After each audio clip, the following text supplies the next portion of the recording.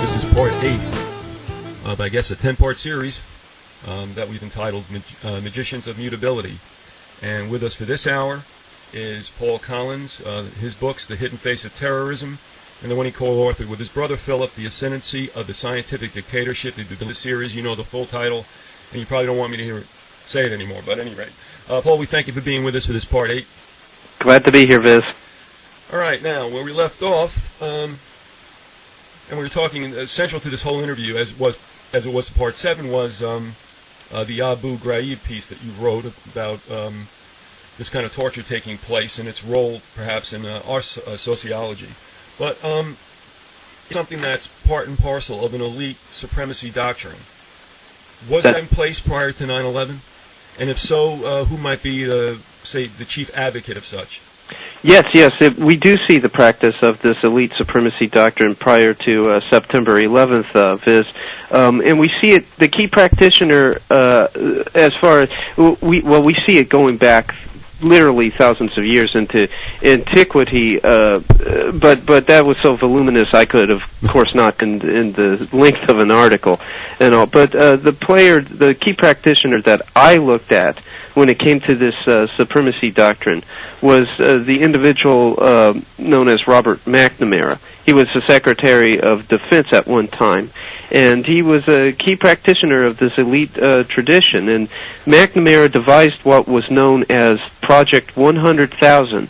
And most Americans have no idea what this project was. They're completely ignorant to the fact that it even went on in this country. Once again, we have this problem where there's a veil over the common American's eyes. This veil that says, well, you know, the hallowed halls of officialdom, my government, Uncle Sam, would never do anything harmful towards me, and would never act in a harmful way. And this naive, childish want to and desire to believe the best in the established authority and whatnot, which I can see to a point. You know, everybody needs some security, but in this case, it's kept people from seeing certain facts concerning certain players within our government, and it's kept people from seeing certain case studies. And one of those case studies, as I mentioned, is the Project 100,000, looking to protect some of his rich friends from the draft. And he arranged for the recruitment of people who had failed the armed services test to actually go into the military. Originally, these people, because they had failed the armed services test, were considered ineligible. But through his arrangements through this Project 100,000, these men were actually let in. Men who had failed their IQ test, people from the underclass, from the urban ghettos, the poor rural South. These people were the people who were brought in to the military through Project 100,000. 41% of Project 100,000 were African American, and 40% of Project 100,000 were trained for combat. Now, what people have to keep in mind, Viz, when we're looking at this, is that these guys ended up in Vietnam during a time when McNamara, if you look at his public statements, well, actually not his public statements, but look at the different biographies out there over the man, and what we now know, what has been disclosed.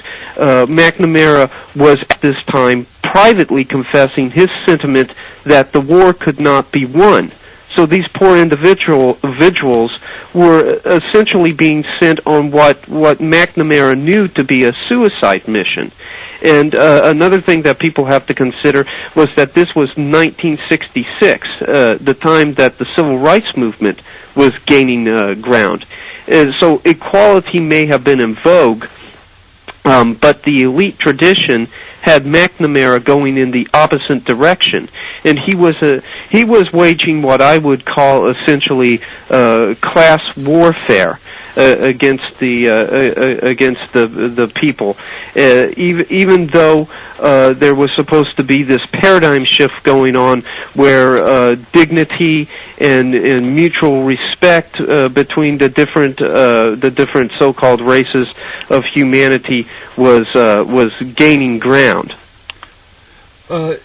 Thinking about this eliteness and what's going on right now, do you think that we're headed for a more perfect beast of a soldier by any kind of implants? We had on again Dr. Daigle, who said that black ops or special ops are chipped in at least 3 locations, one of which is to find out where they are on the battlefield at all times, and then he was led to talk about what the other 2 might be for, and how when they had that rash of murders down in Fort Bragg from soldiers coming back from Iraq, that maybe perhaps they weren't deprogrammed. So with this idea of a techno/human being, do you think that's in the offing for the military? I see it definitely coming into being. I saw this, however, coming even without the technological augmentation. People have got to understand that going straight back to the Civil War, the elites found that there was this fundamental problem that they had to deal with when getting the common man to become a combatant. During the Civil War, it was found that people were hesitant to fire on one another when they realized and when they knew that the other person that they were firing on, whether they were wearing a gray or a blue uniform, was another American. And so the elite began to look into this problem through different study groups, through different think tanks, on how do you break down this timidity, these reservations that one might have when it comes to when it comes to fighting somebody and killing somebody that on a regular basis you might consider your friend. And we've seen the breaking down of this timidity, so to speak, these reservations through training with virtual reality, with training with computer programs where it becomes almost instinctual. It becomes simply reactive, and the part of the mind that looks into serious moral questions actually switches off, and the person is simply reactive. Well, first of all, let me say this. I think you might have seen some of the video that was sent back via the internet about some of the way that our soldiers talked, and maybe they're not the only ones, but some of the I guess you would want to say controlled, very calm manner in which they talked about taking a life. Yes, it would make Hitler cringe. Yeah, and I mean the one, I don't know if you saw that, where they've got a wounded Iraqi laying out in the street and they just basically talk about him and they shoot him. It's like, wow, is that awesome? Yeah, while I have not seen the footage, I have read extensively about that. And again, what we see is this switching off of the part of the mind that questions the moral ramifications of one's behavior, and the simply switching into a gear where it becomes reactive. It becomes it becomes little more than the equivalent of swatting a fly. And I would like to suggest that somebody who has extensively about the kind of indoctrination that we see here, and which involved also certain individuals involved in the MK Ultra experiments, would be an individual. He's a little bit left of center. I would say that to the audience before they go reading him. So take that with tongue in cheek. But is the author Frank Morales.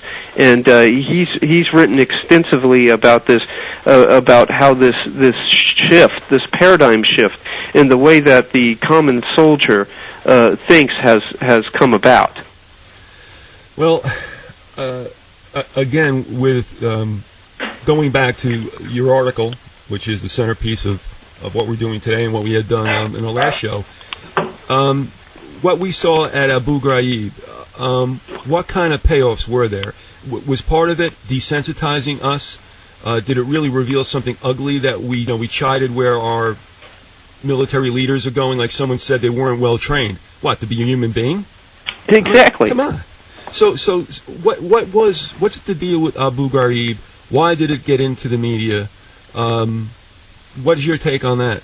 Okay, well, in his book, The Power Elite, which is a virtual tome about the so-called ruling class, the oligarchs, C. Wright Mills contends that the power elite wield control over the military. And with the Abu Ghraib incident, we see the suggestion that the elite supremacy doctrine has been transmitted to the military. And I want to let the audience know that there may be several transmission belts for this. More than what my article could go into, and more than length and time allowed. However, the one that I identify is in an article in Parameters.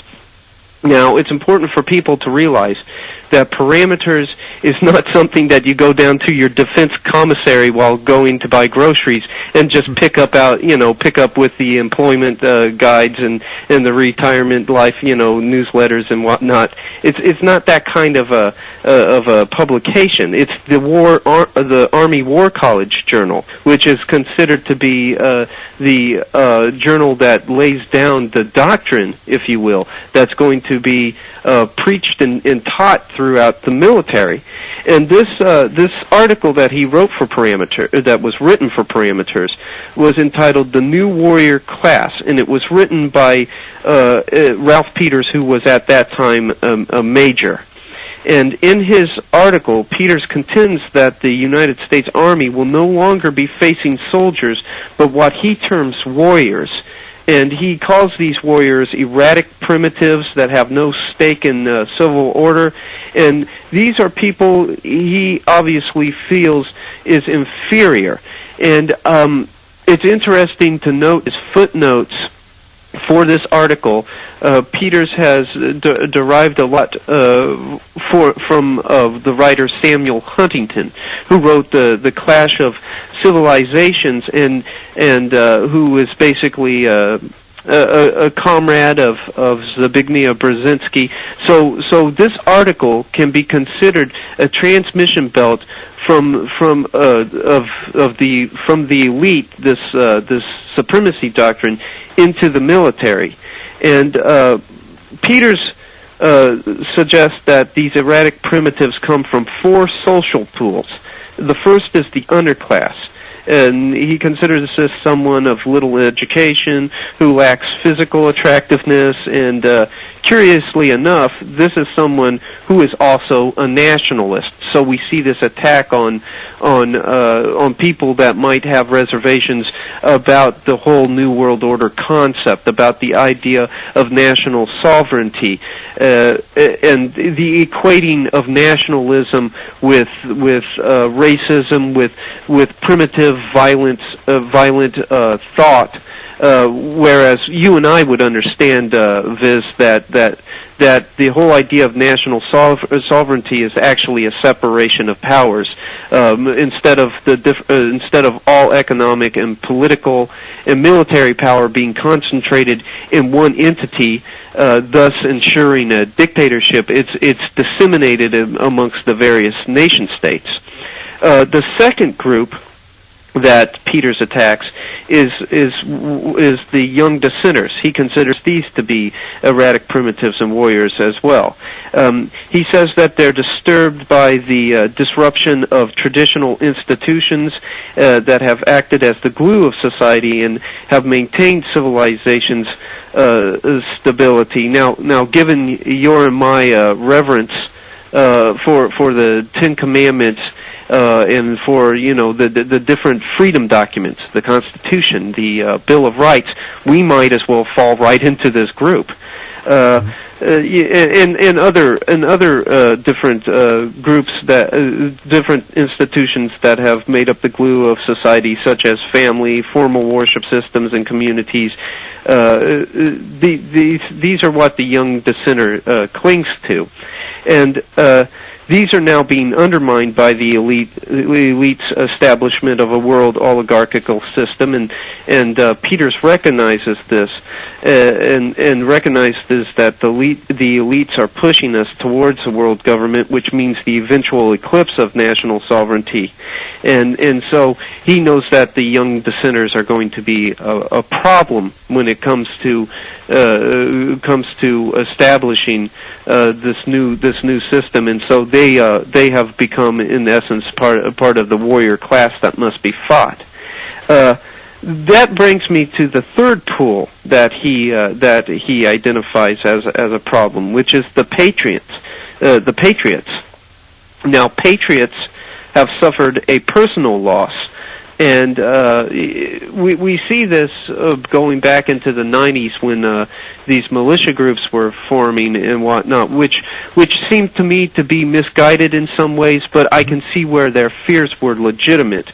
We had suffered a personal loss through free trade, NAFTA, and GATT, which induced the loss of jobs and loss of liberty, and oppressive legislature that had come through different such as what Bill Clinton had set up after the OKC bombing.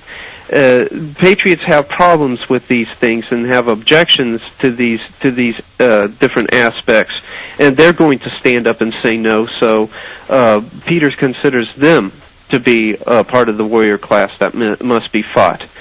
And the final tool that Peters identifies as a problem is the military men that come from what he considers to be an obsolete military paradigm.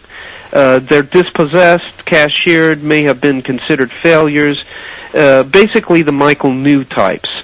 If you'll recall, and I'm sure that the audience is familiar with Michael New, who said, no, I'm not going to put on the United Nations helmet and band, and I'm not going to serve under the United Nations command. That's at least the impression that I was under when reading the article, that's what his idea of this final pool of so-called warriors was. Someone like Michael New, a person who doesn't like the military's new way of doing things.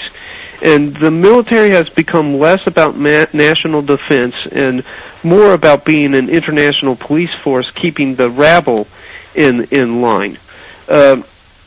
So finally, after he sums up all these different social pools, Peters puts forward the way that one deals with the warrior classes, and he gives a two-track approach. The first track is an active campaign to win over the populace, and if you're like me, you'll read that as brainwashing. The second track is an irresistible violence directed at the warlords and the warriors. And we saw this. We saw this two-track approach, in my opinion, employed at Abu Ghraib. The prisoners were treated with irresistible violence. If you'll recall, and if you've seen the pictures that I have seen, there's certainly nothing peaceful, nothing gentle about putting a naked man on a leash or attacking a nude prisoner with an attack dog. And the prisoners, the idea that you could rehabilitate these individuals was absolutely precluded. There was no idea that these people could be re-indoctrinated and could leave behind the violent impulses of militant radical Islam. So the idea of prisoner rehabilitation was precluded because the Iraqis were considered not soldiers. They were considered warriors. And Peters says, in regards to warriors, quote, you cannot teach them a lesson. Wow. Well, so then, what? Let me go back to asking you, what do you think America picked up from the exposure of Abu Ghraib and other forms of torture? I think that it was in part desensitizing us to the idea of torture, and leading us down the track that Alan Dershowitz has been trying to lead people. Alan Dershowitz being the liberal lawyer who has actually come forward in favor of torture. This idea that yeah, it might be rough, yes, it might look harsh and all, but it's a necessary evil. That's at least the sense that I have gotten from the media exposure when it comes to the channels that I watch, in particular Fox News, which seems to be this haven of neoconservative ideas, and not just the news and media outlets, but also the entertainment outlets. A show that I've watched with some regularity on the regular Fox channel is the television show 24, and they've had no less than 3 mind-boggling torture sequences on that show, all of which were committed, I might add, by the individuals that we are supposed to view, according to the individuals who write the scripts for this show, as the heroes. I think it's supposed to give that the Abu Ghraib media exposure is supposed to desensitize us to the idea of torture, and to give us the idea that while it might be rough, while it might seem harsh, that it is a necessary evil. And again, I believe I said this before in the last show over Abu Ghraib, but it bears repeating. Jefferson said that in government there is no such thing as necessary evil, and that the evil can only be found in government excesses. And so people have to keep that in mind when they watch their television screens and something pops up over Abu Ghraib. I don't consort with people like this, and so this is why I'm going to take a guess. But I wonder how many out there say it's okay because it's them and not us, as if the ones who are recipients of torture right now, obviously people in other lands, whether it's like, well, too bad, better us, better them than us. Do you think that there was a part of this whole episode that some people could say, well, that's justifiable, that's them, any means necessary? I believe so. I believe that in recent years that the Arab people have been played up as being individuals who resemble what Peters was speaking about in his article for parameters.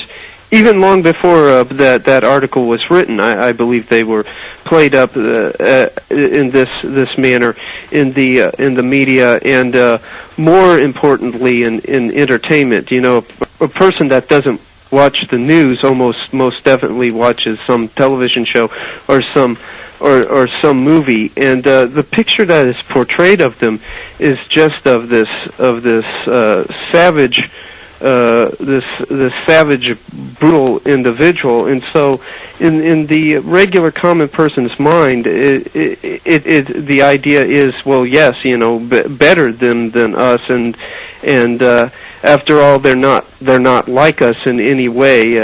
And you kind of get the idea that people don't even think that these prisoners that were abused would feel pain like you and I do, but they do. And the problem is that the whole idea in the public's mind has shifted away from these people being soldiers to being warriors, and that the definition for a warrior is totally completely different than the definition of a soldier. A warrior is considered somebody who loves war, who loves combat, who loves killing, and just thrives on violence. And when you see an individual in that light, you do have a better them than me mentality, and you do have a mentality that says, well, look, I see the pictures. I see these people being exposed to sexual degradation and to different forms of torture and beating.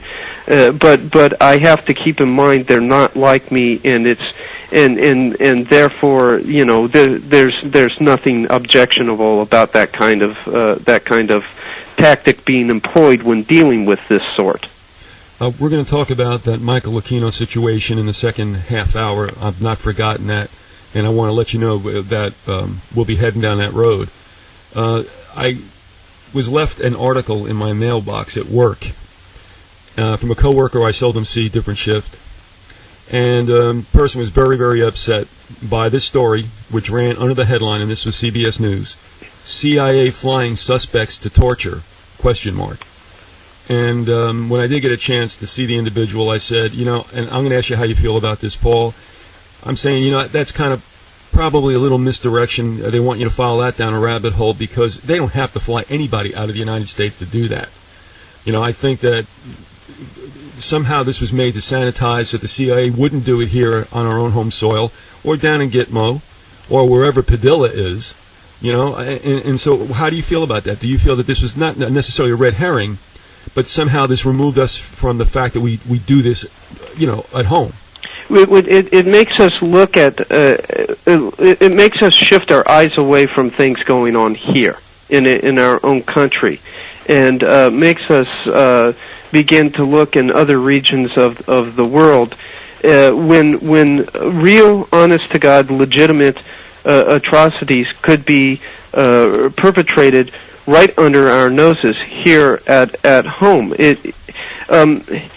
While you're looking at planes taking off for other countries, where the laws against torture might not exist, so that these prisoners could in fact be tortured. Here at home, we have protests going on against different things that the public finds objectionable, and in response to these protests, the police will come out, and the police have become increasingly more militarized, and will use all these different devices on the crowds that some cause nausea, some induce different sorts of pain, and I would suggest that these are just as much legitimate examples of torture as somebody sitting over in a cell in Peru being shocked or being drowned is a legitimate example. I believe you're right on with that, Viz. I think that it is meant to distract. That's not to say that this hasn't gone on. That the Central Intelligence Agency doesn't bring these individuals over to other countries where the human rights are more laxed and whatnot. But we have to always be looking at what's going on in our own backyards when the media wants us to shift our attention away from home. Well, look what's happened in the last number of years with the way protesters are treated. And here, once again, we have the yin and the yang. They have a peaceful protest, mostly directed toward the G7 or G8. And all of a sudden, these strange anarchists pop up with ski masks on, dressed in black, throwing garbage cans through windows, acting like idiots. Then they withdraw from the scene, and coincidentally, guess who shows up but the police, and they let loose on the peaceful protesters while this strange anarchist group just sort of disappears. And they follow that scenario, not only in the United States, of course. They had a nasty situation out in Italy. But are we realizing what's happening? I mean, with that Republican national in New York, Alex Jones did a pretty nice piece on that. Took his camera with him, and got a lot of this that people don't see on the news. And I'm saying, look how we are being treated.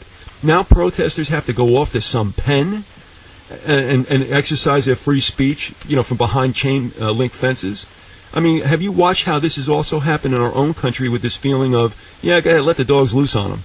Yes, I have. And people don't realize how the First Amendment to the Constitution in the Bill of Rights is seriously been affected by this, by all of this, these so-called needed measures. They pass them off, hawk them off as measures that are needed to keep a crowd in control and whatnot.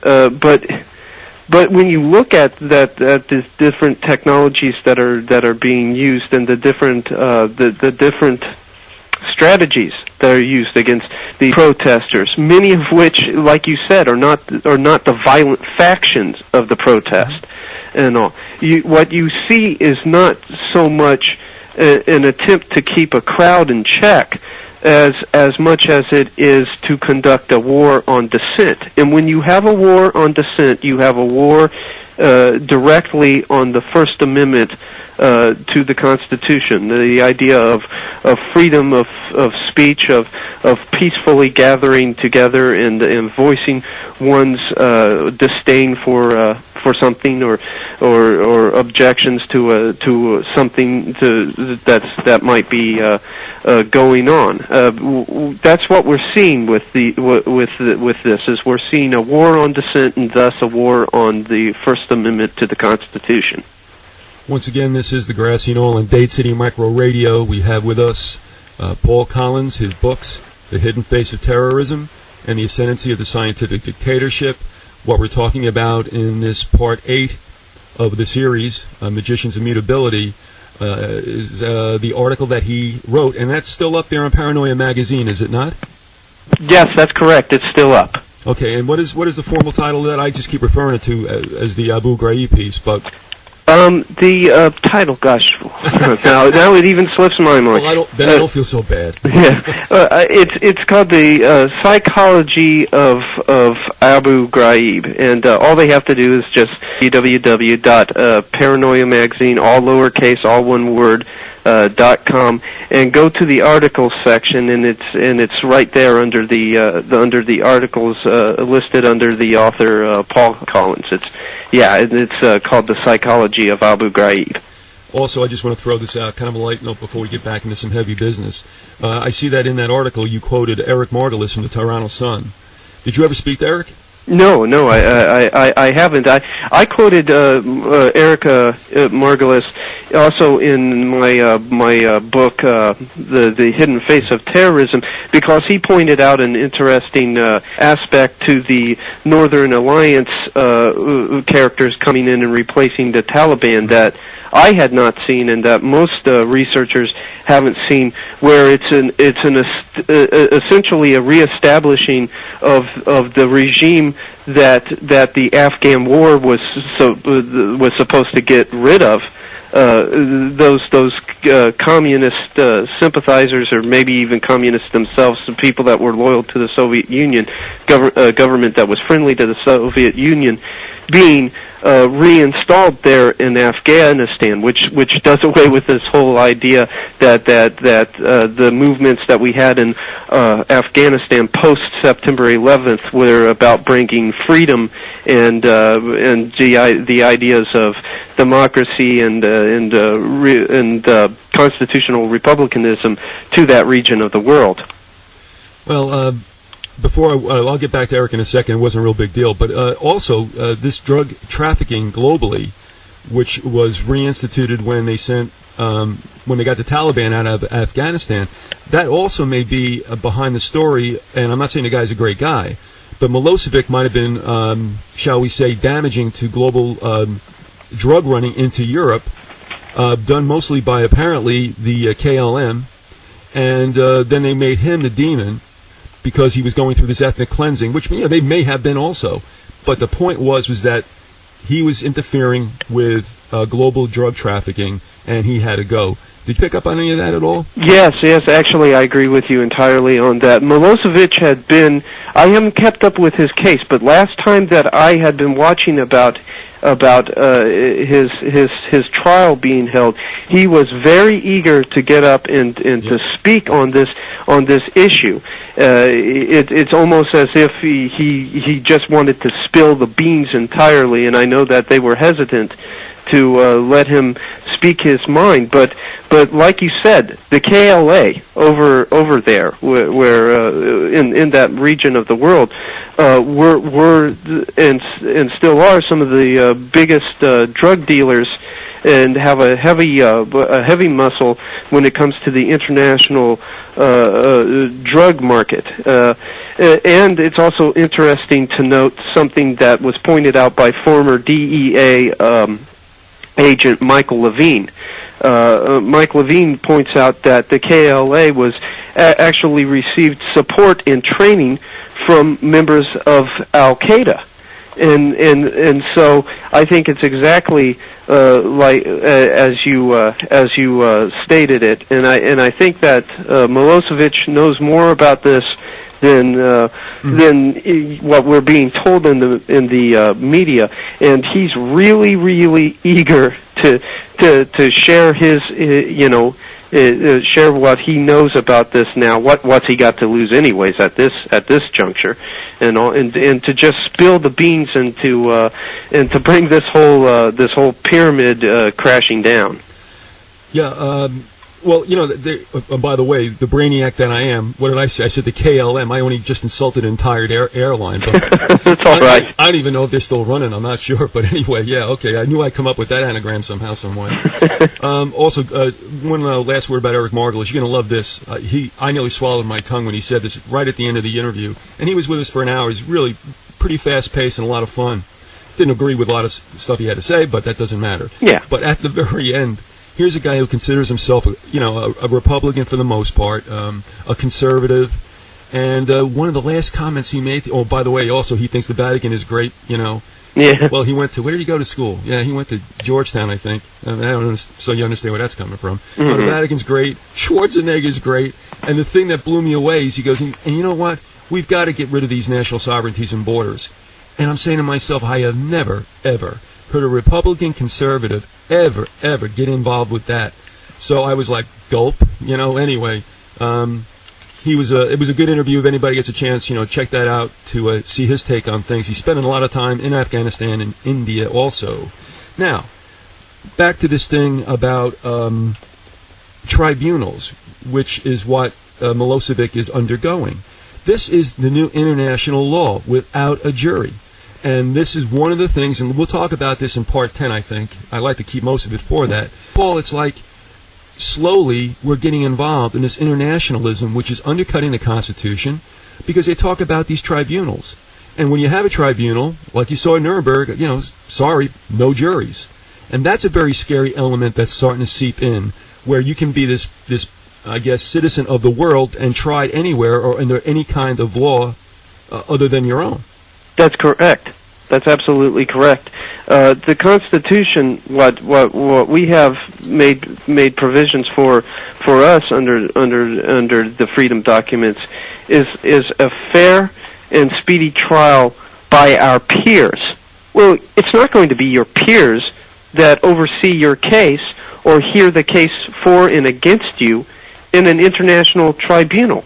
It's going to be made up of individuals that may be unfriendly and hostile towards your country and towards your values and thus towards you. I personally would not want to be right now currently in a courtroom where the jurors were made up of French and certain Middle Eastern countries. Because right now, whether good or bad, right or wrong, they hate us, and so what we have is this danger of the individual's right to a fair and speedy trial by one's own peers being thrown out the window, and the Milosevic case is supposed to set a precedent for this, a precedent for the idea of having a court that supersedes any national court and is basically made up of judges from other countries and is essentially court of the world. Whether it ends up being the ICC or something else, I don't know. But I do know that the blueprint is there, and it's been spoken about in several different elites tracks and different elites predictions for the future. So we know that that's desirable, and we know that's what they want, and that's what they're working for with cases like Milosevic's case, providing precedents for the idea of this kind of a court. Well, every so often, I look at Harry, and one of us invariably will ask the other, like, where's Noriega? Where's Milosevic? Where do these people go? I mean, so anyway, you know where I'm going with that, and enough said. But, I mean, they're sitting on a lot of people, not in the spirit of, the United States Constitution or its legislation. I want to go back to the Peters thing. By the way, did you cite a particular issue or date that article was in, and what is the title again? The title of the article is The New Warrior Class, and it's in Parameters magazine. And once again, I want the audience to know that that's not something you're going to pick up at the defense commissary or at the mess hall. That's an article in the Army War College Journal. So this carries clout. It carries weight. It was the copy that I had. I got off of their archives on the net that you can get at parameters.com, and it was written in 1994. Okay. Also, when you're there, folks, if you're going to go check that out, and you also can run a search on this too with Ralph Peters, plus whatever. Parameters. He also had an article which knocked my eyeballs out, and that was from summer 1997, entitled "Constant Conflict." And I'm thinking to myself, well, Trotsky couldn't have said it any better. Before we go into the Aquino situation that we're going to finish up with, is that okay with you? Yeah, that's fine. I mean, I'm looking at this guy going, what are you thinking about? I mean, just 3 real quick clips, and this is again from "Constant Conflict" by Ralph Peters, on the same website from which Paul was reading from the other article. He says, we're entering a new American century in which we will become still wealthier, culturally more lethal, and increasingly powerful. We will excite hatreds without precedent. Beautiful. Later on he says, we will outcreate, outproduce, and when need be, outfight the rest of the world. We can outthink them too. And then lastly, I mean, this is some kind of rhetoric. The advent of this new information age has opened a fresh chapter in the human struggle for and with freedom. It will be a bloody chapter with plenty of computer smashing and head bashing. Holy man, I won't even go on. I mean, it gets. I mean, you can see the guy salivating. It's enough to put a smile on Irving Kristol's face. Yeah, and I mean, I'm sitting with this, and I'm not going to deal with it right now. We can maybe visit this in 10. But I wanted to sneak it in also, and that is the connection between Kristol and all these other Straussians that are hanging around, who are so right, they're left. I mean, like we said, the Democrats go from one end with the social welfare state. The Republicans go from, crypto-fascists, endless conflict, so it's, both of them get you to the same place, and that's fascism. That's correct. Now, one of the things that bothered me early on in the war, and I didn't see too much about it later on, and again, I don't know, this goes back to World War II, in other places, I don't know. But I was getting snapshots, again, back through the internet, and I was seeing soldiers, given the satanic horns, the index finger and the pinky hook, right? I mean, that ain't Texas A&M, guys, or U Texas. And also, I was seeing trucks with the beast on it, or helicopters with 666, and I'm going, what is going on here? Now, I do not know a lot about this. You asked me, so I'm giving it to you for the rest of the show, and that is there a cult of evil? Is there Satanism? I mean, is this part of now the perfect killing machine? What is going on with that? What I think that we're seeing with this trend that you're talking about, I don't think that we're looking at anything that is coincidental in any way whatsoever. There is a satanic tradition within the military that I trace back to a very influential individual named Michael Aquino, who was in the military and was at the Presidio, and this individual was an adherent to Anton LaVey. he became disenchanted with LaVey and eventually broke with LaVey because he found that LaVey just didn't take his Satanism serious enough. He didn't like the vaudeville antics. He didn't like people like James Mansfield or several other different Hollywood celebrities coming into the fold and just making a circus out of the whole thing. He wanted hardcore, real, honest, orthodox, if you will, religious fervor when it came to the topic of Satanism. So he formed what was called the Temple of Set. And the Temple of Set was in the military, and there were several practitioners in the ranks of the military that belonged to the Temple of Set. And what eventually happened was that Aquino was accused of having molested and sexually mistreated children at the military base there, the Presidio. And there's an excellent article from the San Jose Mercury going back several years, written by a very gutsy lady named Linda Goldston. And I believe that anybody can drop her name into the search engine on the World Wide Web and find this article archived by somebody. I forget where I received my copy, but Linda Goldston wrote an article called "Army of the Night" that documented this whole affair.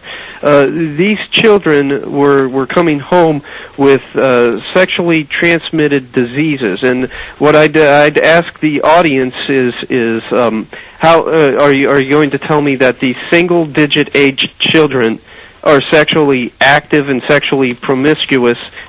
Something was obviously going on here, and they were identifying Michael Aquino and associates of Aquino as being involved in this whole thing, and as having been involved in molesting them. Linda Goldston ended up going to several of the places where this supposedly took place. She went to a bunker and found occult paraphernalia in this bunker, and found several different features and aspects that matched up to the children's accounts. But the Michael Aquino was never, or Aquino, or however it's said, was never found guilty. The military was very hush about it and just quietly drummed him out of the military. But what we see with Abu Ghraib, and what we see with the different things that you spoke about, the flashing of the goat of Mendes symbol with the fingers, and once again, not everybody is a Texas Longhorn fan. Right. This is obviously has meaning and significance far beyond athleticism or organized sports. What I believe we see is a continuation in the military of this Aquino satanic tradition. And if you look at the pictures of Abu Ghraib and the different things that went on there, you can see a kind of method to the madness. For instance, and I won't get too graphic because we don't need to go there too much, but one of the more milder things that we can talk about is these soldiers' nude bodies being piled up into the form of a pyramid. And what that semiotically suggests, is several different occult ideas. We also have, basically the reduction of human beings from the level of human to the level of beast by putting leashes on them, by making them do different things that only animals would do, and that's the core precept. That's putting into practice the core precept of Satanism, which is that man is a beast. And so well, I want people to consider, and of course that's why I wrote the whole article, the idea that with Abu Ghraib we were seeing this elite supremacy doctrine transmitted into the military and being put into practice by the military.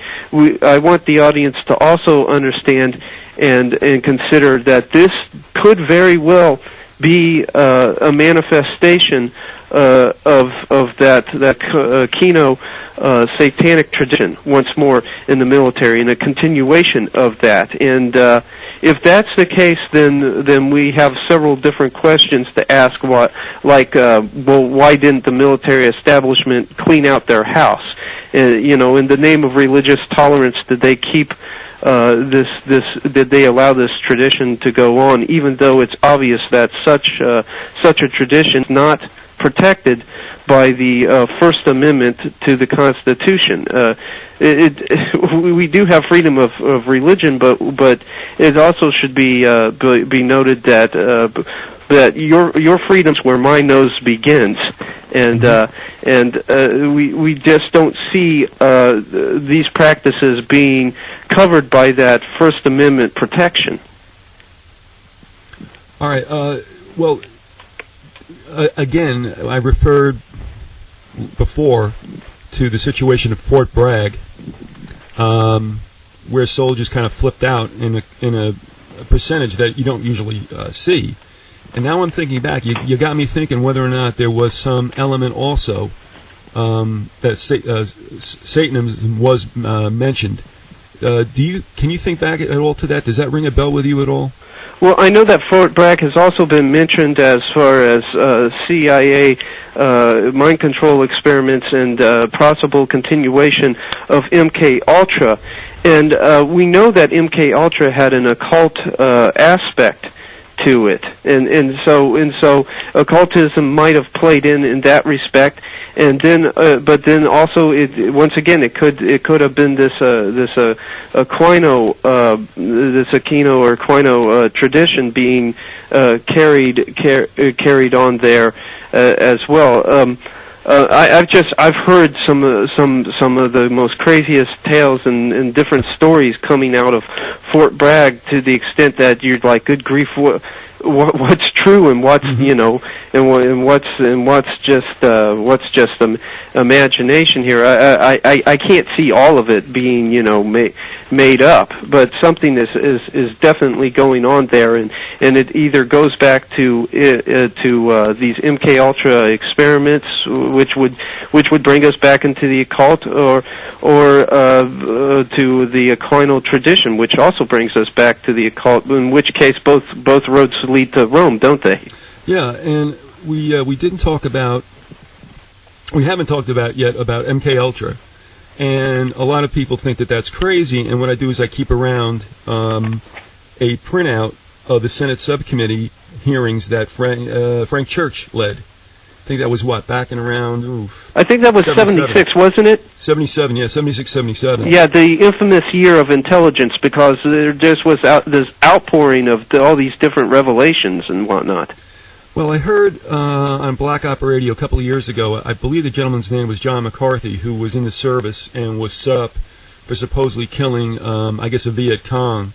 He might have been a double agent or whatever. But anyway, he mentions that, I guess, in answer to one of the questions that were put to him, that MK Ultra was like started right after World War II, and it might have something to do with Operation Paperclip and bringing over people like who's the one that worked on it out in Area 51? Bob Lazar? No. This guy was a German, Mengele. Okay. Mengele was intrigued by this, and reportedly he went out through the rat line to Area 51 and worked on this. So MK Ultra has a pretty long past, but nobody really hears about it. And what's interesting also is they had Stansfield Turner before them, and he admitted that, yeah, it does exist. Do you want to give a thumbnail as to what MK Ultra does? Okay, MK Ultra was basically the experiments conducted by the Central Intelligence Agency, and I won't go too far into it because this is really something that Philip wanted to touch upon. Okay. And all, but still, it bears mentioning. It's important, so we do need to look at some of this. Using the pretext once again of communist encroachment, which was one of the favorites of the establishment, the Central Intelligence Agency said that they had to begin doing experiments into mind control and into creating a Manchurian candidate. And once again, this went back to a fear of communism. Cardinal Menzetti, who his so-called confession was considered to be under some kind of duress from, was brought about through some kind of mind control practices on the part of the Soviet Union. So the idea was, well, if they have it, we're going to have to enter into a race with them for perfecting it, kind of just like the arms race that we had at the time with the Soviet Union. So the through the Central Intelligence Agency and through these different conduits that the Central Intelligence Agency had, these different doctors were brought in, and different ways of different methods of mind control were considered and were put forward, mainly dealing with drugs, LSD. There was one very famous case where an individual who was given LSD without his knowledge, and ended up either jumping out a window or being flung out a window, depending on what you believe concerning that. I believe the man's name was Olson. Yeah, it was Frank Olson, and he had been at a party and he had been dosed without his knowing it. Exactly. But that supposed suicide was a result of him being enough destabilized that he was going to go up and seek psychiatric help, and it's widely suspected that probably 2 or 3 people grabbed him and threw him through the window out onto the street. That's correct. I have a tendency to believe that he did not commit suicide. That it was a James Forrestal-like situation, if you will. Mm-hmm. And but that's what MK Ultra was all about.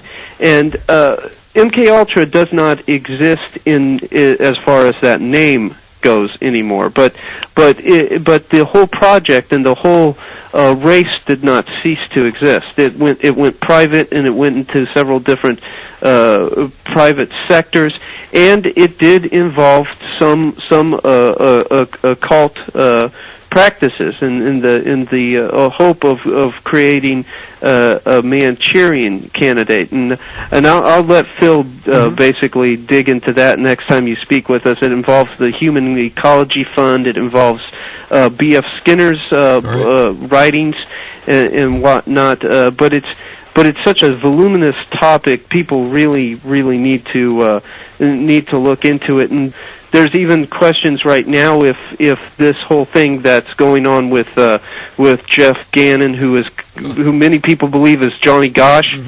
if that isn't in some way a continuation of MK Ultra through another project which people believe to be called Monarch. Right. We're coming up on the end of the show, and also for that Frank Olson story, you can just put that in a search engine, and you will find the son who is continuing as much of an investigation as he can do into the death of his dad. I'd see one other thing, and you just jogged my memory. And we can go out on this. Harry and I were talking about this. We couldn't scratch our memories for what the deal was. Forrestal was off, was he not? Yes. The thing to realize with Forrestal is that the administration put him in Bethesda when it had no authority to do so. People that were not in the know as far as what he knew took his actions as paranoia. But if you look at what he was saying was going on, you'll find that it's 100% correct. And that was his crime. Paul, thanks very much for being with us for this Part 8 of our series, and we'll be looking for you in Part 9. Okay, see you then. God bless you. Take care. God bless.